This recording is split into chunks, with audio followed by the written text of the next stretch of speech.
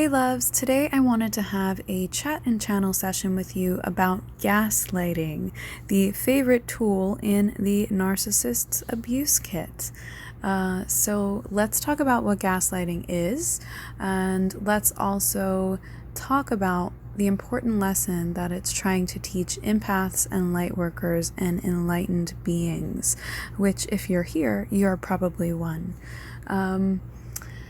This is in no way to romanticize narcissists, so you don't have to worry. There doesn't need to be a trigger warning. However, I do want you to see that there is a gift in everything if you choose to see it that way. And once you see it that way, you can eliminate the need to learn it from a negative source. So I recently downloaded this information about gaslighting as someone who has been gaslighted by a narcissistic family member pretty much their entire life. I can tell you it is extreme abuse. It does mess with your head. I have learned a great deal from it, though, about human behavior and mindfulness, and it did open the doors for me to learn a lot about these subjects, which opened the doors for me to help a lot of other people. So if you're here, I want you to know that whatever narcissistic abuse that you have encountered in your life, you have the power to turn it around, and you have the power to make it a positive for you and maybe for others as well. So know that you are not a victim to the circumstance of that abuse, even if it's still going on. You are not a victim, you are a survivor, and you have the power to turn it around. And you have the power to end it as well. But let's talk about that another time. Right now I want to talk about gaslighting, because what can happen is the more we have been gaslighted, the more that we expect that negative behavior from almost everyone we speak to, right? And we start to expect it from the universe as well.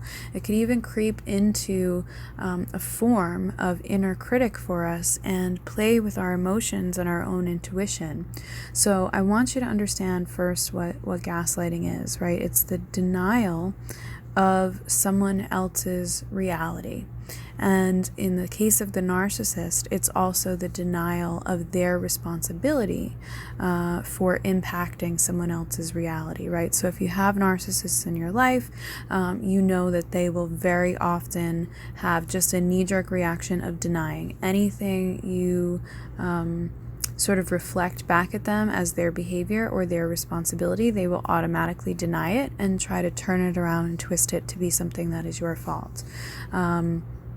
They will blame you and say that you're remembering something wrong. They didn't mean it like that. They didn't say that. You are too sensitive. You are turning it into that. That never happened, right? So that's the denial of reality part. Now, in terms of the spiritual lesson and the spiritual gift in this, first, it's important to note that because of the extreme frustrating nature of the narcissist, and because there does exist duality in our world and the narcissistic empath polarity, where the narcissist will reflect a lot of the darkness and try to absorb a lot of the empath's light, the narcissistic person in the empath or light worker's life represents lifetimes and lifetimes and lifetimes worth of karma or karmic lessons or soul lessons, all wrapped up within one person and within one relationship, which is, in my opinion, the only reason that our souls agree to it on some level, because we know that we can learn a great deal and check off a great deal of boxes of lessons just by putting up with one relationship for a period of time. And hopefully that period of time gets to be shorter and shorter the more quickly we realize it and learn about ourselves and learn about our power and learn our ability to set boundaries and eliminate such negative and abusive behavior from our life. But because, on some level, I believe we agree to those lessons, I have also downloaded the information that the gift of gaslighting is there in the definition of it. So if it is the fact that they deny your reality, are they not being a seed to teach you that you have the power to deny reality too? Now, that doesn't take away any of the pain of having your reality and your feelings and hurts that you've been through denied. That's not my intention. I know that that's not possible. That takes deep, deep healing work and validation work, which is something that I do, very happily for myself and clients. But it is just to say there is that light piece in every dark piece, like the yin and yang. And so if you can see that from a very extreme point of view, they are teaching you that you have the power to deny your reality so that you can work with it to create a new one for yourself. Isn't that a gift to you? Because it's a gift to me. It's a newer gift to me. It takes kind of a great deal of patience and perspective and willingness to see it that way.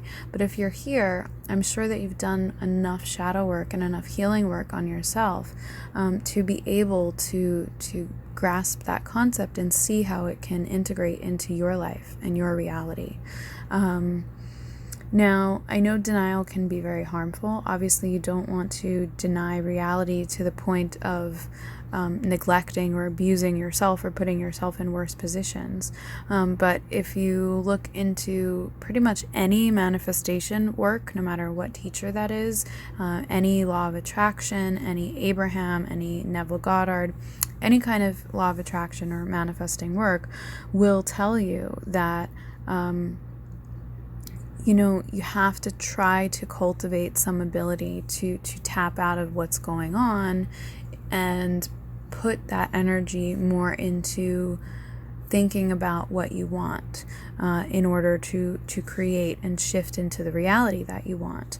Now, when you are an abuse survivor, especially a narcissistic abuse survivor, that can be even more difficult because more than likely, depending on how close the narcissist relationship is to you, if there's someone that you've lived with or worked with to see on a daily basis, if they're a partner or a parent, that abuse can be very deep and more than likely also includes denying not only your reality but your needs, and trying to convince you that your needs are not worthy, your needs are not valid, your needs are irrelevant.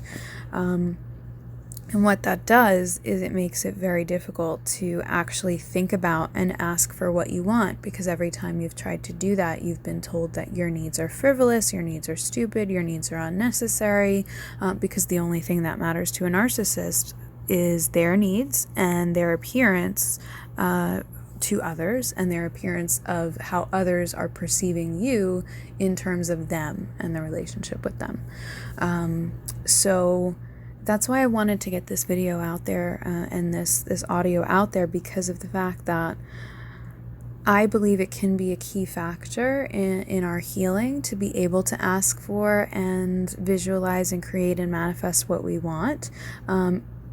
If we use this new gift, right, of gaslighting to deconstruct the harmful beliefs that the narcissist tried to instill on us and our behavior, because of the fact that the denial, or at least the ability to pause the current reality in order to put focus and attention on the reality we want, is such an important factor in creating that reality. And because we have to also be able to have enough belief in ourselves and our worthiness to think about and ask the universe and our higher selves or our higher powers for what we want, I would really love to continue to work with this idea and expand this idea, not only with myself and personal clients, but with all of you and whoever you share this with, in terms of, can we take that gift back? Can we take the sting out of it? Can we use it for our healing and not our destruction, that denial of our realities? And I think that we can. I would love to hear in the comments how this hits you, what it brings up for you. Maybe there are some ways that you're already thinking about using it in terms of your own repatterning and reprogramming of yourself to higher beliefs and ideals and energy usage. And I would love it if you participated in the chat portion of this chat and channel session and shared that in the comments for everyone's benefit. I would also love it if you gave this video a heart or a like and shared it with someone that you think will find it helpful. That's much appreciated. And I want to thank you for the healing work that you're doing on yourself, for being interested in self-development, and for being willing to end the negative patterns of the narcissist empath polarity and being open to your healing and this healing material. If it has helped you and my work resonates with you and you're called and drawn and able, you can visit my website, damcldesigns.com, which is always linked in either the bio or the description, depending on which platform you're viewing this on. And you can explore quantum sessions with me, energy activation artworks, and energy artwork on Enlightened merch. You can also contact me if you are interested in deep healing works and see if we are a good fit for long-term 𝐲𝐸𝐻 healing sessions or quantum coaching packages that go beyond the one-on-one session basis. And if this or my other works are helpful to you and you are called and drawn and able, again, you are more than welcomed to leave any energy appreciation donations through the PayPal, which is always also linked, which is paypal.me/DeesEnlightenedEdits. Any and all amounts are greatly appreciated in support of the energy that I share and of my works. No amount too big or too small. And I appreciate you and everyone for how you support me and my works in that way, and also in the ways of being here and of liking or sharing the content to spread it through the algorithms. That is all really, really appreciated, and I appreciate you. So I will see you next time. Thank you so much for being here and participating in this chat and channel session with LoveLight and Light Codes. Love Danielle, #Damcl, at @DeesEnlightenedEdits, damcldesigns.com.